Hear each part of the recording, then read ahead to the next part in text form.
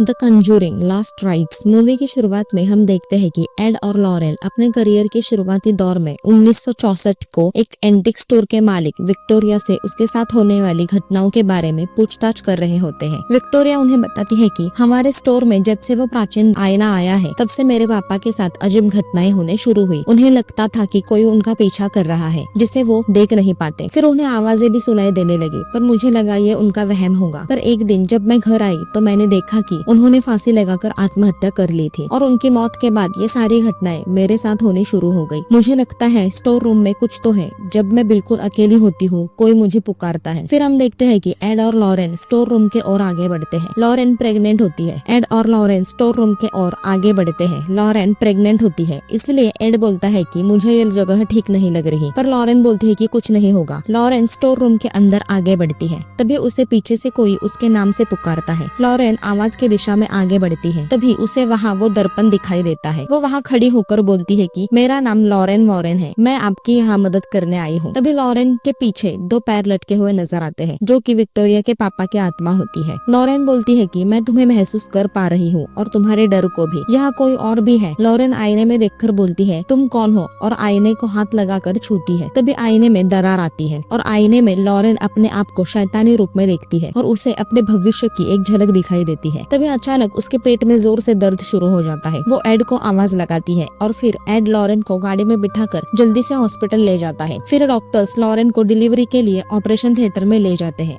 Add को बाहर ही रोक देते हैं। डॉक्टर लॉरेन की डिलीवरी कर रहे होते हैं। तभी हॉस्पिटल की लाइट्स चली जाती है। लॉरेन बहुत घबरा जाती है। उसे किसी के होने का एहसास होता है। तभी उसे वही दीवार पर एक साया दिखाई देता है। वो बहुत घबरा जाती है। एड भी लॉरेन के पास अंदर आता है। लॉरेन एड को बताती है कि कोई हमारे बच्चे को नुकसान पहुंचाना चाहता है। डॉक्टर लॉरेन को बोलते हैं कि बच्चे के गले में गर्भनाल फंस चुकी है जिसकी वजह से बच्चा मृत पैदा हुआ है। लॉरेन डॉक्टर को बोलती है कि मुझे मेरा बच्चा चाहिए। नर्स बच्चे को लॉरेन के पास दे देती है। लॉरेन बच्चे को गले लगाकर भगवान की प्रार्थना शुरू करती है। तभी बच्चा रोने लगता है। वो अपने बेटे का नाम जूडी रखती है। फिर हम देखते हैं कि जूडी थोड़ी बड़ी हो जाती है। वो रोते हुए लॉरेन के पास आती है और बताती है कि मुझे डरावनी चीजें दिखाई देती है और वो दिमाग से जाती भी नहीं। लॉरेन उसे समझाती है कि इन सब पर ध्यान मत दो, दिमाग से निकाल दो। वो डर को भगाने के लिए एक पोयम गाने को कहती है जिससे वो शांत हो जाती है। इसके बाद कहानी 1986 की ही खाई जाती है, यानी 1964 जब जूडी पैदा हुई थी उस घटना के 22 साल बाद, जहाँ पेंसिल्वेनिया में स्मेरल परिवार अपने नए 2 मंजिला घर में नए रहने आए होते हैं। स्मेरल परिवार में कुल 8 लोग होते हैं जिसमें जैक और जेनेट स्मेरल, जैक के माता पिता जिनका नाम मैरी और जॉन है, और जैक की 4 बेटियां जिसमें हीथर, डॉन और 2 जुड़वा बच्चियां कैरिन और शैनन भी होती है। फिर वो सारा परिवार मिलकर चर्च जाते हैं जहाँ हीथर के विवाह की पुष्टि का समारोह चल रहा होता है। ये सारी चीजें हीथर के पिता कैमरा में रिकॉर्ड कर लेते हैं। फिर वो रात को घर में आते हैं जहाँ पूरा परिवार मिलकर रात के खाने के लिए इकट्ठा बैठा होता है। हीथर के लिए उसके दादाजी ने एक बड़ा दर्पण गिफ्ट में लाया होता है। ये वही आईना होता है जो हमने फिल्म के शुरुआत में देखा था। इस आईने को देखकर उनका डॉग जोर से भौंकना शुरू करता है। इसके बाद हीथर के लिए केक लाते हैं जिसकी मोमबत्ती हीथर के बुझाने से पहले ही कोई बुझा देता है। ये सब भी उसके पिता कैमरा में रिकॉर्ड कर लेते हैं। फिर अचानक सीलिंग पर लगी लाइट सीलिंग के साथ हीथर के ऊपर गिर जाती है जिसकी वजह से उसके सिर में चोट लगती है और बहुत खून भी आता है। फिर हमें स्क्रीन पर एक मैसेज दिखाई जाता है जिसमें बोलते हैं कि मशहूर पैरानॉर्मल इन्वेस्टिगेटर एड और लॉरेन वॉरेन ने कई दशकों तक अलौकिक घटनाओं पर इन्वेस्टिगेशंस किए, लेकिन 1986 के पेंसिल्वेनिया में उनका सामना एक ऐसी बुरी शक्ति से हुआ जिसके वो कल्पना भी नहीं कर सकते थे। इस केस ने उनके परिवार को हिलाकर रख दिया और उनका करियर खत्म कर दिया। फिर हम देखते हैं कि एड और लॉरेन अपने सेमिनार में लोगों को एनाबेल केस के बारे में बता रहे होते हैं जहाँ बहुत कम लोग होते हैं। वही उनकी बेटी जूडी भी होती है। तभी एक लड़की उनसे सवाल पूछती है कि आपने ये काम क्यों छोड़ दिया और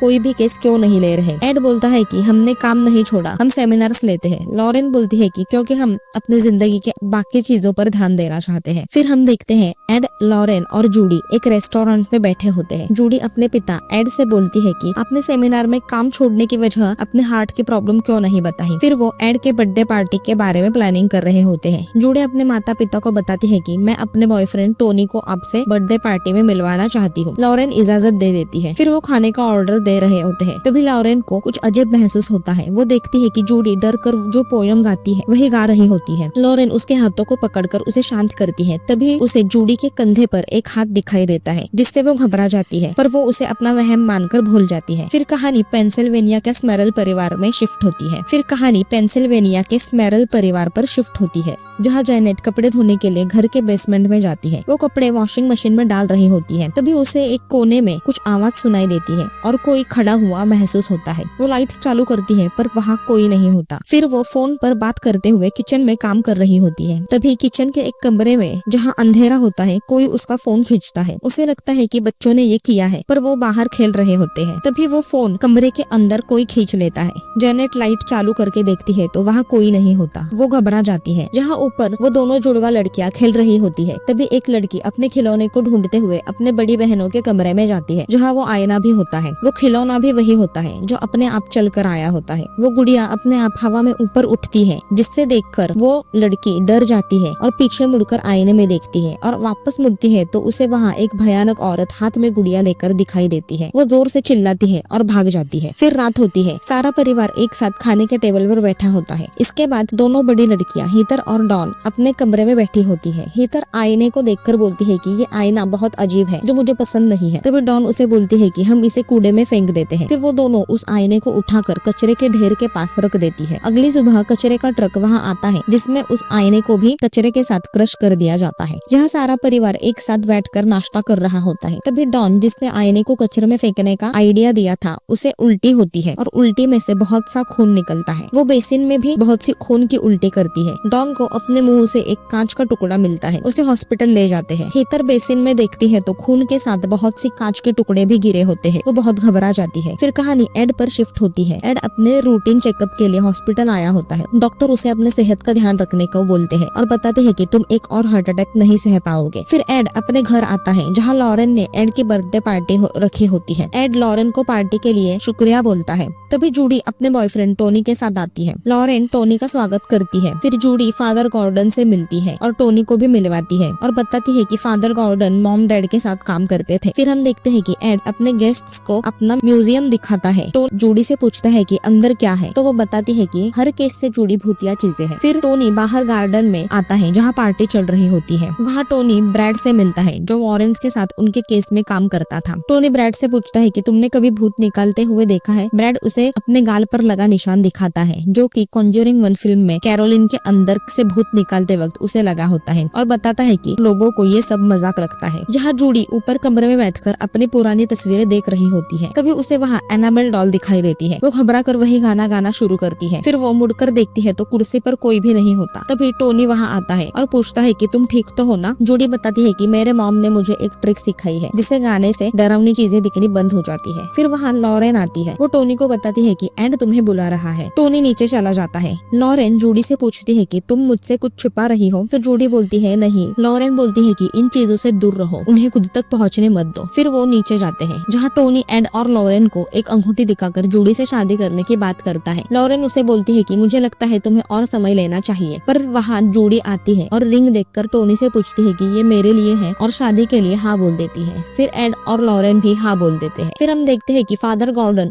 एड और लॉरेन को बताते हैं कि एक फैमिली है जिन्हें आप दोनों की जरूरत है, और लॉरेन बताती है कि हमने केसेस लेना बंद कर दिया है। फादर गॉर्डन वहाँ से चले जाते हैं। यहाँ पेंसिल्वेनिया में स्मरल परिवार में भूतिया घटना बढ़ चुकी होती है। सारी लड़कियां बोलती है कि हम कब ये घर छोड़कर जाएंगे। उनकी माँ बताती है कि हमने चर्च से बात की है, वो किसी को यहाँ भेजेंगे जो तहकीकात करेंगे। फिर जैक रात को अपने कमरे में बेड पर बैठा होता है। तभी उसे कुछ महसूस होता है। वो देखता है तो बेड के पास एक औरत बैठी होती है, जो बहुत भयानक होती है। जैक की तबीयत बिगड़ जाती है। वो बेड पर हवा में ऊपर उठता है। फिर हमें आईने दिखाई देता है कि वही औरत उसके ऊपर बैठी होती है। यहाँ नीचे हॉल में हीथर उसी दिन के कैसेट टीवी पर देख रही होती है, जब वो चर्च से लौटे थे। उसे उसमें दिखाई देता है कि किसी साये ने केक के ऊपर की मोमबत्तियां बुझाई थी। तभी पूरे कमरे की लाइट्स बंद चालू होती है और कमरे के कोने से एक खतरनाक आदमी हाथ में कुल्हाड़ी लेकर हीथर की ओर बढ़ता है और हमला करता है। हीथर चिल्लाती है और घसीटते हुए पीछे की ओर जाती है। यहाँ ऊपर जेनेट जाग जाती है तो जॉन हवा में होता है। वो जल्दी से दौड़कर नीचे हॉल में आती है। हीथर बताती है कि यहाँ भूत है। जेनेट बोलते हैं कि हम इस घर में नहीं रह सकते, हमें कुछ करना होगा। अगली सुबह वो लोग न्यूज चैनल वालों को बुलाते हैं ताकि सभी लोगों तक उनके परेशानी पहुंचे और चर्च उनकी मदद के लिए किसी को भेजे। सभी न्यूज में पेंसिल्वेनिया के स्मरल परिवार के बारे में न्यूज चल रही होती है और उनके साथ जो भी हो रहा था वो बता रहे होते हैं। यह लॉरेन और जूडी के लिए वेडिंग ड्रेस फाइनल करने आए होते हैं। जूडी और डिजाइनर ट्रायल रूम में ड्रेस की फिटिंग चेक कर रही होती है। डिजाइनर फोन आने की वजह से बाहर चली जाती। थोड़ी देर बाद ट्रायल रूम का दरवाजा खुलता है। जूडी को लगता है कि डिजाइनर होगी, पर वो पीछे मुड़कर देखती है तो उसे वहाँ वही बूढ़ी औरत दिखाई देती है जो स्मरल परिवार को दिखाई दी। वो औरत जूडी की ओर आगे बढ़ती है और फिर गायब हो जाती। जूडी आईने में देखती है तो वो पाती है कि उसी की परछाई आईने से हाथ निकालकर उसका गला दबाना शुरू करती है। वो चिल्लाती है, फिर वहाँ लॉरेन आ जाती है। यह पेंसिल्वेनिया में स्मरल परिवार में जैक की माता की तबीयत खराब होती है, जिसकी वजह से जैक और उसके पिता उसे एम्बुलेंस में डालकर हॉस्पिटल ले जाते हैं। तभी फादर गॉर्डन वहाँ आते हैं। वो जेनेट से घर में होने वाली घटना के बारे में पूछते हैं। जेनेट उन्हें बताती है कि मेरे सास को किसी ने सीढ़ियों से धक्का मारा था और सभी के साथ ऐसा ही हो रहा है। वो फादर को बोलती है कि चर्च ने आपको यहाँ भेजा है। फादर गॉर्डन बताते हैं कि चर्च को नहीं पता कि मैं यहाँ आया हूँ। फादर बताते हैं कि मैं कनेक्टिकट से यहाँ आया हूँ, मुझे ऐसे केसेस का काफी तजुर्बा है, मैंने न्यूज में देखा कि आपके साथ क्या हो रहा है। फिर फादर गॉर्डन घर में होली वाटर छिड़कते हुए प्रार्थना करते हैं। वो घर के बेसमेंट में भी जाते हैं जहाँ वो होली वाटर छिड़कते हैं, पर जब मुड़कर देखते हैं तो सारा होली वाटर भाप बनकर उड़ जाता है। वो जल्दी से वहाँ से निकलते हैं और जेनेट को बताते हैं कि मैं चर्च को बताऊंगा, उन्हें मेरी बात माननी होगी। फिर वो चर्च में बात करने आते हैं। वो एक कमरे में जाते हैं जहाँ एक औरत बैठी हो। फादर उस औरत को बिशप से बात करने के बारे में बताते हैं। वो औरत फादर को इंतजार करने को बोलती है। फादर गॉर्डन वही बैठते हैं। तभी फादर के नाक से खून आना शुरू होता है और बाहर कुछ आवाज होती है। फादर वो मुड़कर वहाँ देखते हैं तो कुछ भी नहीं होता। वापस मुड़कर देखते हैं तो वो औरत भी वहाँ से गायब होती है। फिर वहाँ फोन बजता है जिसमें से जूडी की आवाज आती है। फिर वहाँ अंदर एक दरवाजा खुलता है। फादर बाहर जाने के लिए दरवाजे की ओर दौड़ते हैं तो दरवाजा बंद हो जाता है और कमरे में अंधेरा हो जाता है। फादर अपने बैग में से क्रॉस निकालते हैं और प्रार्थना शुरू करते हैं, पर तभी क्रॉस में आग लग जाती है जिसकी वजह से वो क्रॉस हाथ से छूट जाता है। फिर फादर को वो शैतान फांसी लगाकर आत्महत्या करने को मजबूर करता है। फादर गॉर्डन की वही मौत हो जाती है। यहाँ एड जूडी के बॉयफ्रेंड टोनी को अपना ऑकल्ट म्यूजियम दिखा रहा होता है। तभी लॉरेन और जूडी वहाँ आती है और फादर गॉर्डन के मौत के बारे में बताती है। फिर सभी फादर गॉर्डन के फ्यूनरल में जाते हैं जहाँ लॉरेन उनके बारे में कुछ बात करती है और फिर सारे लोग वहाँ से चले जाते हैं। तभी जूडी जाते समय फादर गॉर्डन के कॉफिन पर हाथ रखती है जिसमें उसे कुछ दृश्य दिखाई देता है। फिर वो वहाँ से चले जाते हैं। फिर कार के पास उन्हें एक फादर मिलने आते हैं। वो फादर गॉर्डन के बारे में बताते हैं कि गॉर्डन हमेशा आपकी तारीफ करता था। तभी जूडी फादर से पूछती है कि फादर गॉर्डन की मौत कहाँ हुई थी। तो फादर बताते हैं कि पेंसिल्वेनिया में। पता नहीं गॉर्डन वहाँ गया ही क्यों था। फिर हम देखते हैं लॉरेन घर में बर्तन साफ कर रही होती है। उसे बेसिन में जूडी के तस्वीर वाला लॉकेट मिलता है और बेसिन पूरी तरह से खून से भरा होता है और फिर सारा खून बाहर आता है। लॉरेन घबराकर पीछे जाती है। तभी एड वहाँ आता है। लॉरेन एड को बताती है कि जूडी की जान खतरे में है। तभी टोनी वहाँ आता है और एड और लॉरेन को बताता है कि जूडी पेंसिल्वेनिया गई है। वो तीनों भी पेंसिल्वेनिया जाते हैं जहाँ स्मरल परिवार के घर के बाहर बहुत से लोग और प्रेस वाले इकट्ठा होते हैं। तभी लॉरेन बोलती है कि हम जूडी को लेकर यहाँ से वापस चले जाएंगे। एड, लॉरेन और टोनी स्मरल परिवार के घर में जाते हैं जहाँ जैक उन्हें यहाँ आने के लिए शुक्रिया करता है। लॉरेन को घर में आते ही अजीब महसूस होता है। तभी जूडी वहाँ आती है। लॉरेन जूडी को बोलती है कि तुम यहाँ क्या कर रही हो, तुम तो बिना बताए कभी कहीं नहीं जाती। जूडी बताती है कि फादर गॉर्डन यहाँ आए थे उनकी मौत से ठीक पहले। उनकी मौत का राज जानने मैं यहाँ आई थी, पर मुझे पता चला कि ये परिवार बहुत परेशान है, इन्हें हमारी जरूरत। लॉरेन और एड जूडी को वहाँ से चलने के लिए कहते हैं, पर जूडी उन्हें रोकती है और बोलती है कि आप दोनों हमेशा सबकी मदद करते हैं। बचपन में मुझे लगता था कि आप दोनों अपनी जान धोखे में डालकर दूसरों की मदद क्यों करते थे, हमें इनकी मदद करनी होगी। फिर एड और लॉरेन मान जाते हैं। एड और लॉरेन जैक और जेनेट से पूछताछ करते हैं और वो सब रिकॉर्ड भी करते हैं। जहाँ जूडी टोनी को बताती है कि मैंने एक झलक देखी थी जिसमें मैंने फादर गॉर्डन को मरते देखा था। टोनी बोलता है कि तुमने अपने मॉम को बताया, तो जूडी बोलती है कि आजकल मैं उन्हें ये सब नहीं बता क्योंकि वो टेंशन में आ जाती है। जूडी टोनी को ये भी बताती है कि कोई चीज है जो चाहती है कि मैं यहाँ रुक। लॉरेन को कुछ सुनाई देता है। वो पीछा करते हुए कमरे में पहुँचती है जहाँ घोड़े वाला खिलौना होता है। फिर सभी लोग नीचे बैठे होते हैं। लॉरेन सीढ़ियों के पास खड़ी होती, तभी जूडी वहाँ आती है। लॉरेन जूडी से पूछती है सब ठीक तो है ना। जूडी हाँ बोलती है। तभी दोनों को एक हाथ ऊपर से सुनाई देता है। जूडी बोलती है मुझे भी महसूस हुआ। लॉरेन जूडी को नीचे रोककर ऊपर की ओर जाती है। लॉरेन ऊपर एक कमरे में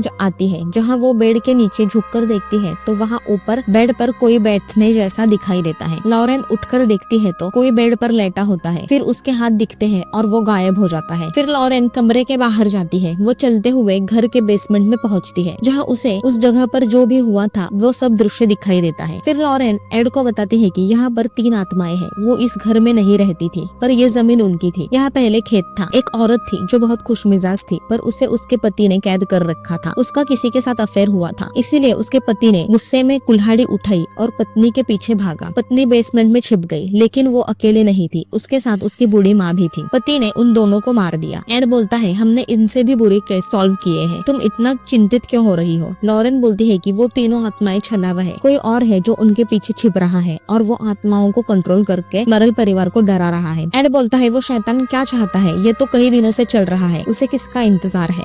यह जूडी को उसकी माँ लॉरेन के आवाज से कोई पुकार कर ऊपर आने बोलता है। वो ऊपर जाती है। वहाँ एटिक में जाने वाली सीढ़ी लगी होती है। जूडी एटिक में जाती है। वहाँ बहुत अंधेरा होता है। जूडी वहाँ से टॉर्च लेकर चारों तरफ देखती है। वहाँ उसे वही आईना दिखता है जिसमें क्रैक भी होता है। जूडी उसे हाथ लगाती है, तभी वहाँ एक चौक दिखाई देता है। जूडी को वहाँ लिखा हुआ दिखता है मिस मी। वो मुड़कर देखती है तो वहाँ एक कुर्सी हिल रही होती है। जूडी घबरा जाती है। वो एटिक से नीचे आती है, तभी उसे एक कमरे से उसका नाम सुनाई देता है। वो कमरे के अंदर देखती है, वहाँ उसे एनाबेल डॉल बैठी हुई दिखाई देती है। वो डॉल अपने पैरों पर खड़ी होती है और अपना आकार बढ़ा लेती है। जूडी बहुत डर जाती है और वहाँ से भागते हुए बाहर आती है। एनाबेल उसका पीछा करते हुए आती है। जूडी भागते हुए सीढ़ियों से गिर जाती है। तभी एड और लॉरेन वहाँ आते हैं। जूडी बोलती है कि वहाँ ऊपर कुछ तो है। फिर एड और लॉरेन ऊपर एटिक में जाते हैं, जहाँ उन्हें वो आईना दिखाई देता है। एड बोलता है ये नहीं हो सकता, उसने हमें ढूंढ लिया। लॉरेन आईने को छूकर देखती है और एड को बोलती है कि कुछ तो बदल गया है, ये पहले जैसा नहीं है। फिर एड और लॉरेन सभी को बताते हैं कि इस आईने से हमारा सामना पहले भी हुआ था। हमने अपनी बेटी जूडी को लगभग खो दिया था, लेकिन ईश्वर की वजह से वो हमें वापस मिल गई। डॉक्टर भी बोल रहे थे ये एक करिश्मा है। एड बताता है कि उस दिन के बाद हमने इस आईने को आज देखा है। डॉन बोलती है कि लेकिन हिथर और मैंने तो उसे फेंक दिया था। लॉरेन बोलती है कि शैतानी चीजें कुछ भी कर सकती है, उसने ना कभी तुम्हारा पीछा छोड़ा और ना कभी हमारा। डॉन पूछती है एंटिक स्टोर वाली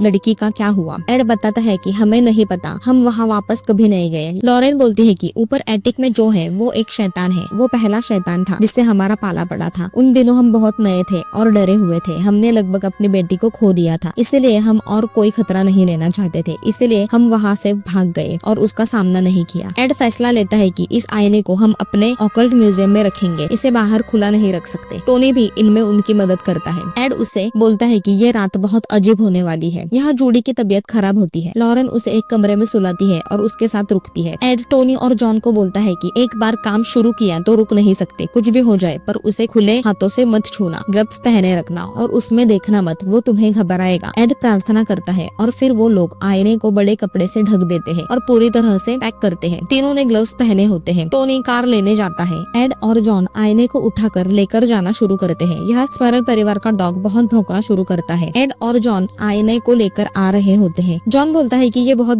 भारी होता जा रहा है। एड बोलता है कि ये सब शैतानी ताकत कर रही है। तभी आईने को जिस बेल्ट से ढककर बांधा होता है वो अपने आप खुल जाता है। एड जॉन को बोलता है जल्दी करो। यहाँ और वहाँ जूडी की तबीयत और भी खराब हो रही होती है। जूडी के नाक से खून आना शुरू होता है। यहाँ ऊपर आईने पर ढका हुआ कपड़ा हट जाता है। एड बोलता है कि कुछ भी हो जाए उसमें मत देखना, पर जॉन की नजर आईने पर पड़ती है। उसे वही औरत दिखाई देती है। वो घबरा जाता है और नीचे गिर जाता है। एड को वो आईना नहीं संभलता। वो आईना नीचे जॉनी के ऊपर गिर जाता है। लॉरेन एड को पूछती है क्या हुआ। एड बोलता है सबको यहाँ से दूर रखो। यहाँ टोनी की कार चालू होती है। वो कार चला रहा होता है, तभी वो बूढ़ी औरत की आत्मा कार के सामने आती है, इसीलिए टोनी की कार दीवार से टकरा जाती है। वो घर के पीछे की ओर होता है। यहाँ घर के अंदर लाइट्स चली जाती है। लॉरेन वहाँ घर का दरवाजा बंद कर देती है और वापस कमरे में जाकर देखती है तो जूडी वही टेबल के पास बैठी होती है। जूडी को पोजेस्ट कर लिया गया होता है। जूडी शैतानी आवाज में लॉरेन को बोलती है हम इतने सालों से जूडी का इंतजार कर रहे थे। जूडी हाथों के सहारे दौड़ते हुए लॉरेन को बेसमेंट में ढकेल देती है। हिथर और डॉन ने अपने डॉग को पकड़ कर रखा होता है। वो डॉग जूडी पर भौंकना शुरू करता है। टोनी भी दरवाजा खोलकर अंदर आने की कोशिश कर रहा होता है। जूडी डॉग को हवा में उठाकर दीवार से पटक देती है। ये आवाज सुनकर एड और जॉन भी वहाँ नीचे आते हैं। एड जूडी को इस हालत में देखकर घबरा जाता है। जूडी एड के सीने पर हाथ रखकर उसे हार्ट अटैक करवाती है। यहाँ टोनी दरवाजा खोलने की कोशिश कर रहा होता है। जूडी ऊपर आती है, यहाँ जॉन बैठा होता है। जूडी एटिक में चली जाती है। टोनी पीछे की ओर से जाने के लिए भागता है। यहाँ लॉरेन नीचे बेसमेंट में होती है। उसे वहाँ वही कुल्हाड़ी वाला आदमी दिखाई देता है। वो आदमी लॉरेन को मारने के लिए आगे बढ़ता है। लॉरेन चिल्लाते हुए भागती है। वहाँ सब खून से भरा होता है। लॉरेन वहाँ खून में गिर जाते हैं और रेंगते हुए पीछे की ओर जा रही होती है और एड को आवाज लगा रही होती है। तभी टोनी पीछे के दरवाजे से लॉरेन के पास पहुँचता है। यहाँ एड अपने हार्ट की गोली खाता है और स्मरल परिवार को बच्चों के साथ बाहर जाने को बोलता है। वो सभी बाहर जाकर खड़े हो जाते हैं। लॉरेन और टोनी एड के पास पहुँचते हैं। लॉरेन एड को बताती है कि वो जूडी के पीछे पड़ा है। लॉरेन बाइबल लेकर एड और टोनी के साथ ऊपर एटिक में पहुंचती है। वहाँ जूडी ने अपने आप को फांसी पर लटकाया होता है और छटपटा रही होती है। टोनी जल्दी जाकर जूडी के पैरों को पकड़ लेता है और एड चाकू लेकर रस्सी काटना शुरू करता है। लॉरेन जूडी के लिए रो रही होती है। एड रस्सी काट देता है, तभी जूडी के साथ सभी नीचे गिर जाते हैं। लॉरेन सीढ़ियों से वहाँ पहुँचती है। जूडी की सांसें बंद हो चुकी होती है। एड उसके सीने पर प्रेशर से दबाना शुरू करता है। लॉरेन गॉड से प्रार्थना शुरू करती है। वहाँ वो आईना भी होता है जिसमें लॉरेन को अपने कंधे पर एक हाथ दिखाई देता है। तभी एड के सीने में दर्द शुरू हो जाता है। टोनी जूडी के सीने पर प्रेशर से दबाना शुरू करता है। जूडी होश में आ जाती है। तभी वो आईना वहाँ हवा में उठता है और जोर से घूमना शुरू करता है। एड बाइबल खोलकर पढ़ना शुरू करता है। वो आईना रुक जाता है और उनकी ओर आगे बढ़ता है। टोनी और एड उसे रोकते हुए प्रार्थना करते हैं। तभी एड के हाथ की बाइबल जलने लगती है। एड उसे उस आईने पर रख देता है, जिससे वो आईना हवा में उठता है और फिर नीचे आकर फिर से आगे बढ़ता है। आईने के नीचे टोनी फंसा होता है। वो आईना टोनी को घसीटते हुए आगे बढ़ता है। एड उसे प्रार्थना करते हुए रोक रहा होता है। जूडी घबरा कर वही गाना गाना शुरू करती है। लॉरेन उसे रोकती है और बोलती है कि हमें इसका सामना करना होगा। लॉरेन भी हाथ लगाकर आईने को रोकती है। वो दोनों मिलकर आईने में देखती है और हाथ लगाकर रोकती है। तभी आईने में दरारें आने लगती है। जूडी उसका सामना करती है। तभी जोर से सारे घर की कांचें टूट जाती है और आईना रुककर नीचे गिर जाता है। फिर वो चारों बाहर आते हैं। स्क्रीन पर एक मैसेज दिखता है जिसमें लिखा होता है, स्मरल परिवार अगले कुछ सालों तक इसी घर में रहा। इस अलौकिक अनुभव ने उन्हें और भी मजबूत कर दिया है। फिर वो चारों यहाँ से चले जाते हैं। उस आईने को वॉरेंस के घर के म्यूजियम में रख देते हैं। एड म्यूजियम की चाबियां टोनी को देकर परिवार में उसका स्वागत करता है। फिर हम देखते हैं कि जूडी और टोनी की शादी हो रही होती है, जहाँ सभी लोग आए होते हैं जिनकी एड और लॉरेन ने मदद की थी, और फिर वो सभी डांस कर रहे होते हैं। लॉरेन एड को बताती है कि मैंने एक दृश्य देखा था जिसमें मैंने हमारा फ्यूचर देखा। जूडी और टोनी हमारे पोते के साथ है और हमने बहुत अच्छी जिंदगी बिताई और हमने अपने एक्सपीरियंस को सभी लोगों के साथ बांटा, लेकिन हमने लोगों की मदद करनी नहीं छोड़ी। हम फोन पर उनकी मदद करते थे। हमें बहुत प्यार और अपनापन मिला और फिल्म खत्म हो जाती है। फिर अंत में असली एड और लॉरेन की कुछ तस्वीरें और फुटेजेस दिखाए जाते हैं। तो दोस्तों, ये थी the Conjuring last rites film की पूरी कहानी। वीडियो अच्छी लगी हो तो लाइक, शेयर और सब्सक्राइब जरूर कीजिए। तो मिलते हैं अगली वीडियो में।